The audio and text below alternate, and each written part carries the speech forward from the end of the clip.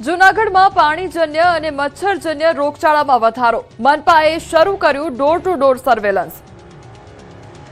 જૂનાગઢમાં ચોમાસાની ઋતુ વચ્ચે પાણીજન્ય અને મચ્છરજન્ય રોગચાળાને લઈને આરોગ્ય તંત્ર સતર્ક બન્યું છે. જુલાઈ મહિનામાં સિવિલ હોસ્પિટલમાં ઝાડા ઉલટી, શરદી, ઉધરસ અને તાવના કેસ સાથે ટાઇફોઇડ અને ડેન્ગ્યુના કેસ પણ નોંધાયા છે. બીજી તરફ રોગચાળો વકરે નહીં તે માટે મહાનગરપાલિકાએ પણ ડોર ટુ ડોર સર્વેલન્સ સહિતની કામગીરી તેજ કરી છે. જૂનાગઢ સિવિલ હોસ્પિટલમાં જુલાઈ મહિનામાં ઝાડા ઉલટીના 144 કેસ નોંધાયા છે, જ્યારે શરદી, ઉધરસ અને તાવના આશરે 70 દર્દીઓ સારવાર માટે આવ્યા હતા. આ ઉપરાંત ટાઇફોઇડના 2 અને ડેન્ગ્યુનો 1 કેસ પણ નોંધાયો છે. રોગચાળાથી બચવા આરોગ્ય તંત્ર દ્વારા લોકોને બહારનો ખુલ્લો કે અસ્વચ્છ ખોરાક ન ખાવા અને દૂષિત પાણીથી દૂર રહેવા અપીલ કરવામાં આવી છે. શક્ય હોય ત્યાં સુધી પાણી ઉકાળીને ઠંડુ કર્યા બાદ પીવાની સલાહ આપવામાં આવી છે. બીજી તરફ જૂનાગઢ મહાનગરપાલિકાએ પણ રોગચાળા સામે કામગીરી તેજ કરી છે. શહેરના 8 અર્બન હેલ્થ સેન્ટર હેઠળ 20 થી વધુ ટીમો બનાવી ઘરે ઘરે સર્વેલન્સ કરવામાં આવી રહ્યું છે. જે વિસ્તારોમાં રોગચાળાનું પ્રમાણ વધુ જોવા મળે છે ત્યાં સ્થળ પર જ આરોગ્ય કેમ્પ યોજવામાં આવે છે, જેમાં લેબોરેટરી અને લોહીની તપાસ સાથે જરૂરિયાત